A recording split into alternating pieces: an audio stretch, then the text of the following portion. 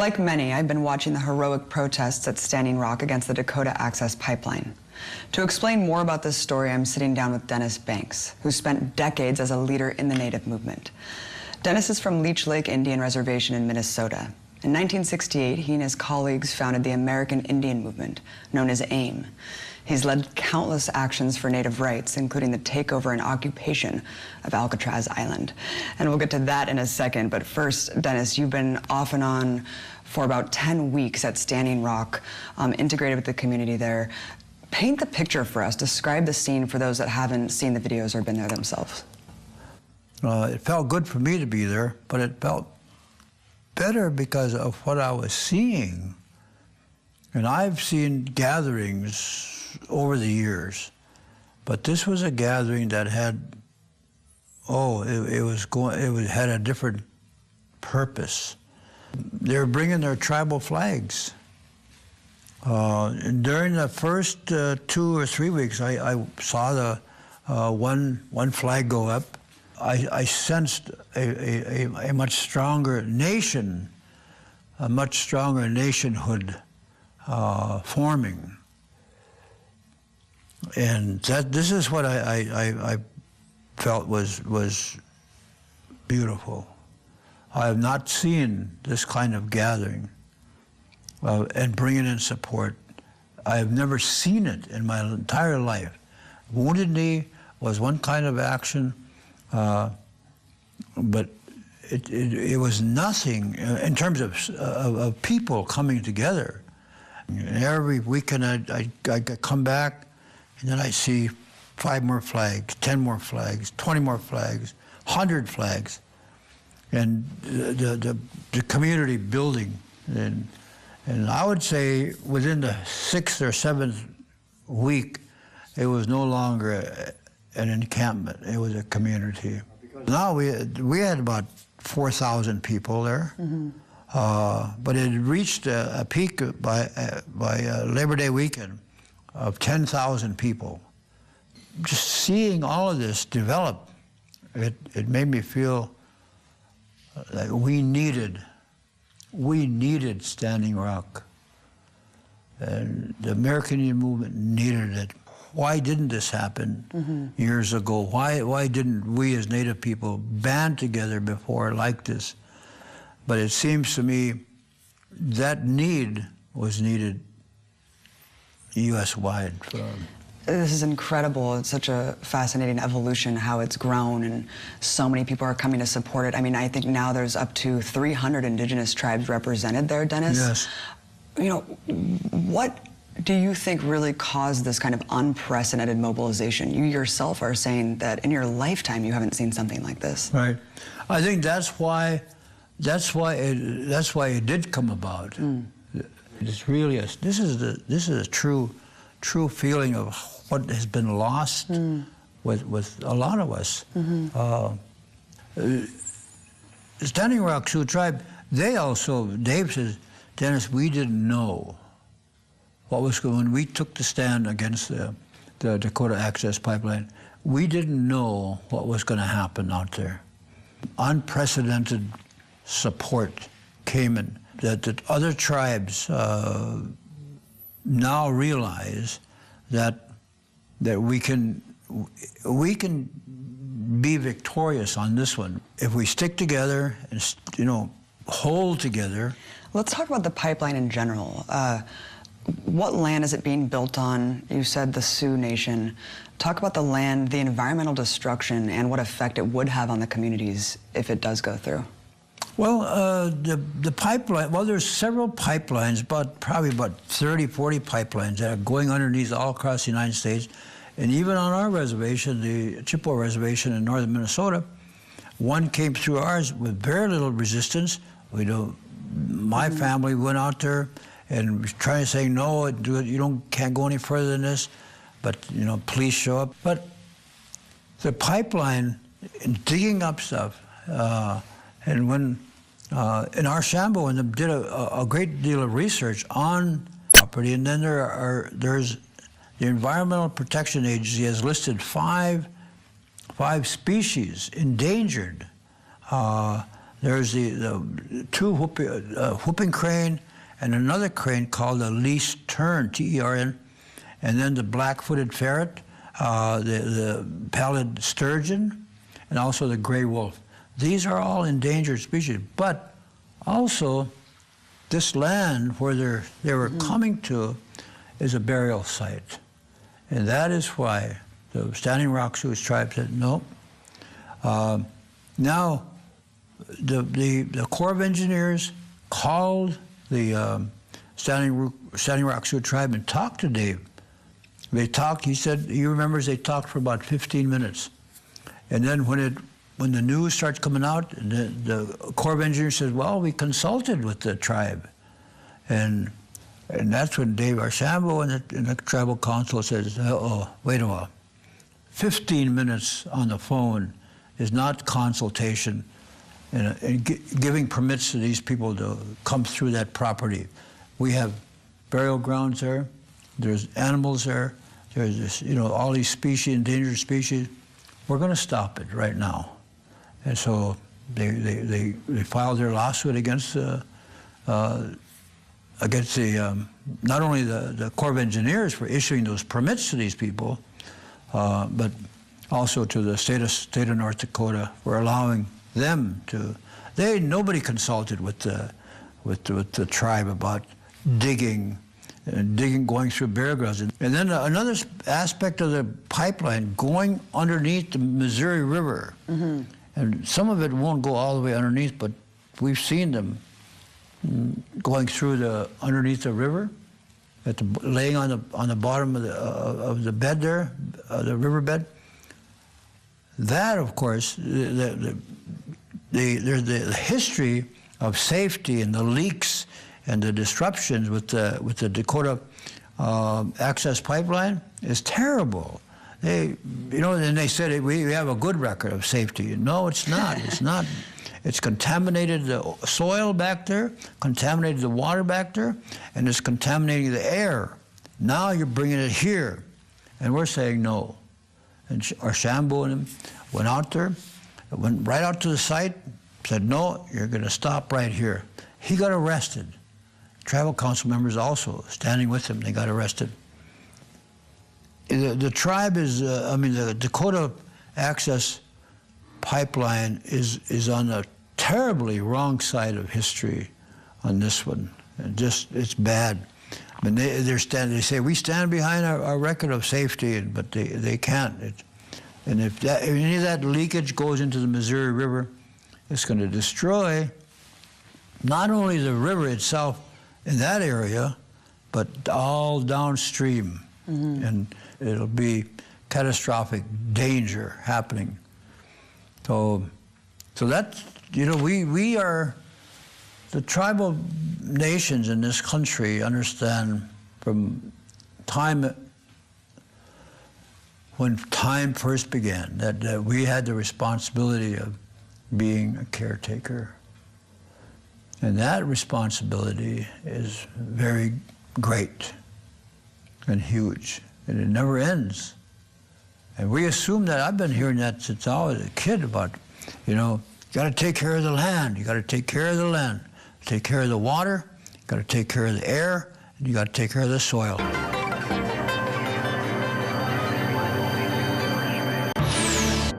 Such an important set of values that's been so lost. Absolutely. On so many people in this country, Dennis, and it's quite astounding that the oil companies can say that they have this perfect safety record, considering in the last 2 weeks there's been multiple spills that have been completely covered up by the media. I wonder why, let alone this whole protest is covered up. We've seen these photos of these dogs, these attack dogs, on some outlets, Democracy Now!, etc. The story behind this is actually quite crazy. Tell us what predicated these attack dogs, these corporate mercenaries, from unleashing them on protesters, and the burial grounds that you've been speaking of. How did that fit into this particular story? We have a walk every day, as I mentioned, all the way up to the site, and a lot of grandmas and moms make that walk.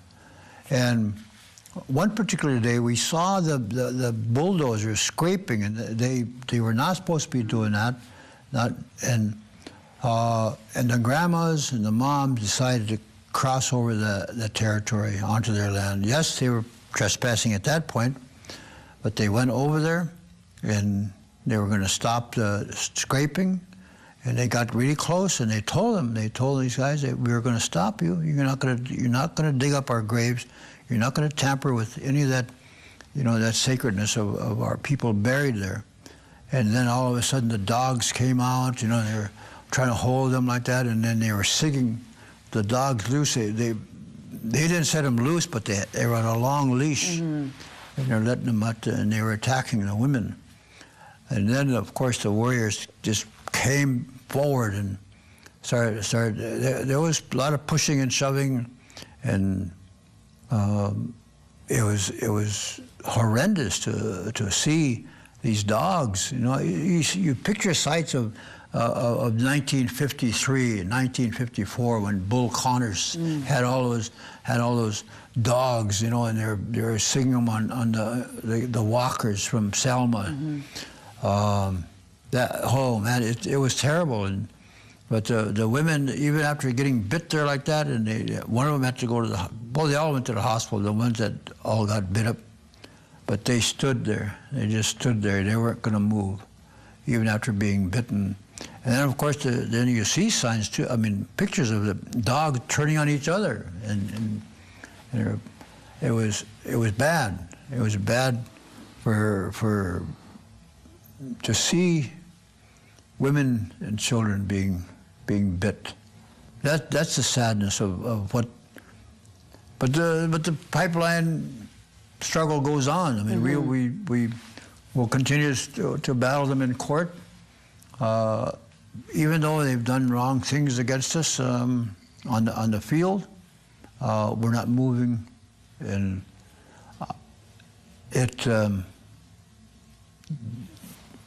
I thought after the dogs they were going to bring the guns, and I'm sure that the security their security would want to use weapons. They brought them, and when you bring the weapons to fight, then you want to use them. Yeah, that's provocation right there. Who are these corporate mercenaries? What forces are behind this pipeline? Well, there's about 5 companies, including Phillips, including Shell, who are waiting for some of that oil to be refined, and they're investors. So they're the ones that are propelling the pipeline, because it's quite I don't know how many 100 billions or billion, $35 billion invested on this already. And so corporate money talks. But in the case of Standing Rock, nobody's listening to what corporate America wants. We're listening to the history of our people that are buried there. We're listening to the animals that are being hurt. Well, I have a feeling that this is why we're not hearing about this issue, because it's about the corporate class and this protection of private property that supersedes the land, supersedes the rights of Indigenous people, Dennis, and we've seen this story play out time and again over history. Back to the burial ground, someone was telling me that the site that they were bulldozing was actually not even in the path of the pipeline, and they were just doing it to kind of provoke you guys even more. That's what we felt right away, because there was no, from where they're at, the pipeline coming this way, and I think they deliberately took their machinery over here to do it and provoke an incident. Of course, it did provoke. The people that were they went out of their way to come scrape over here and dig. I think that they were kind of laying the lance down. They were laying they wanted to fight. What's interesting about this particular situation is that dozens of people there have been arrested for vandalizing construction equipment and trespassing. However, the people that desecrated these sacred burial grounds are not getting charged with, violating these protected archaeological sites. Why is that? I think the state of North Dakota, they've also had a bad history of protecting the sites of Native Americans all across North Dakota. And I don't want to say each governor's been, racist, but there's a lot of racism that still exists in North Dakota and South Dakota. Mm-hmm. I think that's part of the reason is that a lot of money is going to be, as long as that pipeline is flowing through North Dakota, they're going to be making money. And all of this is in violation of long-standing constitutionally protected treaties. There's two treaties, that come into play. One is the 1851 treaty, Fort Laramie Treaty, and the other one is the 1868 treaty. And so they both are both signatories of the U.S. government are on it, plus the chiefs, Red Cloud signatures on mm-hmm. them, and saying that our land will never be disturbed. As a matter of fact, that was one of the statements that in making the U.S. government, the lands and the properties of Native people will never be disturbed.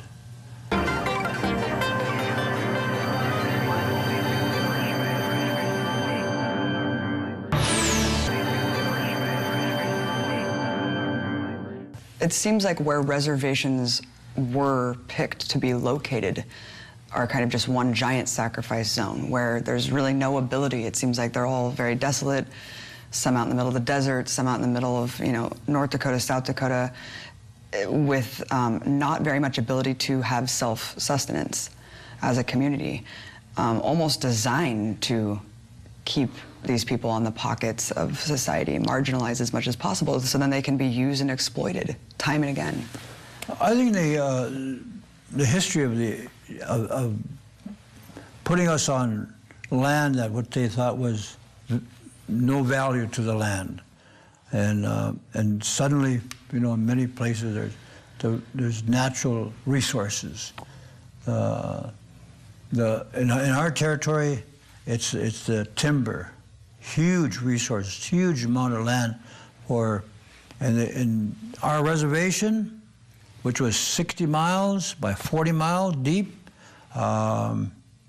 The state of Minnesota and the U.S. government working together, they took half of our reservation and declared it as the Chippewa National Forest. At first it was called Minnesota National Forest, but they wanted to change it, so they changed it to Chippewa National Forest, as if we, Chippewas, had this was part of our national forest, but it's not. Find the riches, find the resources, and you'll find change of the policy between the government and the Native people. Change the understanding. Change the target, and so every place is filled with gold. You find gold on the reservations. Find oil, it's on the reservations. Change the language of the treaties. Change the treaties. Make a new treaty. And that's what they did. They wanted to destroy our identity. And they put us on these boarding schools. I'm one of them that they put in these boarding schools. Destroy, kill the Indian, save the man. And over 100,000 children were taken from their homes and pulled, and a lot in our family, and I'm fighting, where am I going, where am I going? And my mom and my grandma are right there, and I'm trying to hold on to them, and they come and take us apart. And, but that scene was, multiply that by 100,000 children that were taken by force from their mothers and from their grandmas and grandparents. that destroy the language, destroy the songs. As a matter of fact, you couldn't sing any native song. You couldn't speak any native language. The vernacular would be English, and English only. That's how they wrote it up. In the boarding schools? Yeah. And there was corporal punishment there. But there was also, I mean, I was in a school where there was priests and nuns. And that was the first one, and I heard the screams. And I was part of the screams. And the running away, and the beatings, and the whippings by belts and leather, and raping. I heard those screams. It just, I hear it today. I said I would never forgive this government for allowing a policy like that to be inflicted upon us. And so historical trauma is still with us. And that's when Standing Rock happened, all of this trauma and saying, hey, we got to go support them at all costs. For people who don't understand how devastating the Wounded Knee massacre was, over 150 Lakota people were slaughtered at Wounded Knee, 1890, not too long ago, Dennis. And you know, you hear the mainstream media kind of picking up on points whenever there's a horrific mass shooting, like at the Pulse nightclub, and they say this is the biggest mass shooting, the biggest massacre in the history of America. Why is it that, whether it be white mobs killing, you know, black people, where there's 150 people killed as well in the early 1900s, why is it that the slaughter of both black and Native people are omitted and continue to be omitted from the historical record? Because I don't think they want us to be part of the meanness of the United States. That's what it is. They're very mean. You know, history's been, they've been mean to us, and they've hurt us. And I don't think they want that shown forever. But as long as I'm alive, I'm going to say this is what happened in 1890. This is what happened in 1864 at Sand Creek Massacre. And time again, there's been pain and hurt. You know, Dennis, all of this is happening from Pine Ridge to the Navajo Nation to the Dakota Pipeline. All of this is happening within the context of a complete extermination and genocide of Native peoples in this country that I feel like needs to be brought up and understood when these struggles are happening today.